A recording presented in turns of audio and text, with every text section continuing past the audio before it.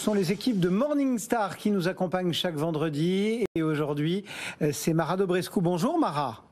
Bonjour Cédric. Merci d'être avec nous ce matin pour nous parler des meilleures sociétés de gestion en Europe. Oui, alors on vient de publier une étude sur les sociétés de gestion en Europe. On a pris les 100 plus grands asset managers sur la base des actifs sous gestion pour les fonds qui sont disponibles à la vente en Europe. Et nous les avons classés selon différents critères.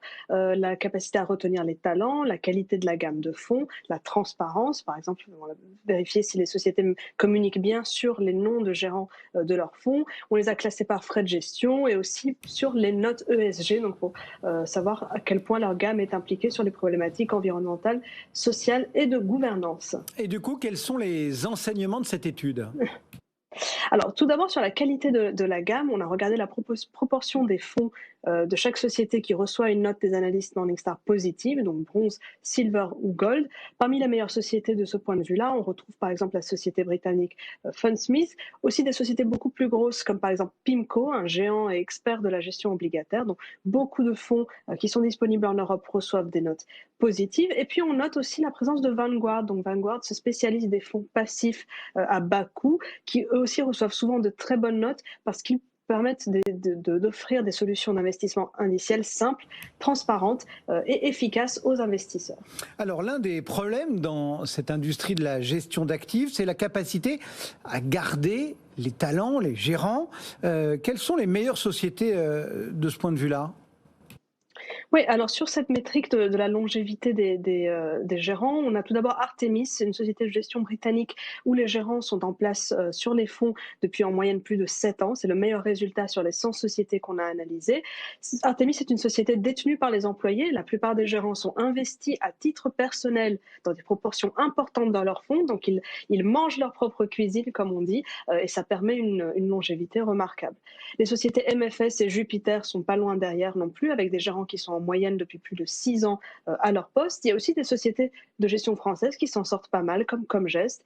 Là aussi, une société qui est détenue par les employés et par les fondateurs. Chaque membre de l'équipe de l'investissement accède progressivement à une partie du capital et ça favorise vraiment un alignement de leurs intérêts sur le long terme. C'est ce qui a permis notamment une grande stabilité des équipes au cours du temps. On termine avec les questions ESG. Là, qui sort du lot ? Alors, pour regarder ce point, on a regardé la proportion de fonds notés 4 ou 5 globes Morningstar chez chaque société de gestion. Cette notation en globe, elle est calculée par nous chez Morningstar à partir des inventaires de portefeuille. Donc, elle mesure le degré d'exposition de nos portefeuilles aux risques environnementaux, sociaux et de gouvernance. Donc, 5 globes, c'est la meilleure note. Ça veut dire qu'un fonds est classé dans les 10% les meilleurs de sa catégorie avec le moins de risques ESG. Sur cette métrique, donc, on retrouve à nouveau Comgest, une gamme de fonds bien notés en matière d'ESG. 79% de leurs fonds ont 4 ou 5 globes Morningstar.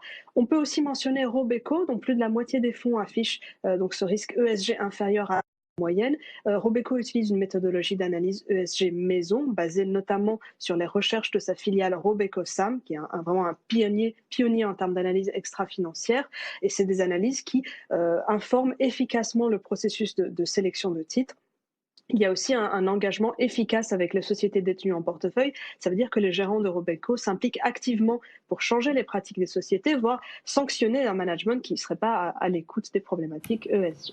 Mara Dobrescu et Morningstar, chaque vendredi dans Idées de Fonds, pour nous éclairer sur ces questions liées à la gestion collective. Merci beaucoup Mara, bonne fin de semaine et donc à vendredi prochain.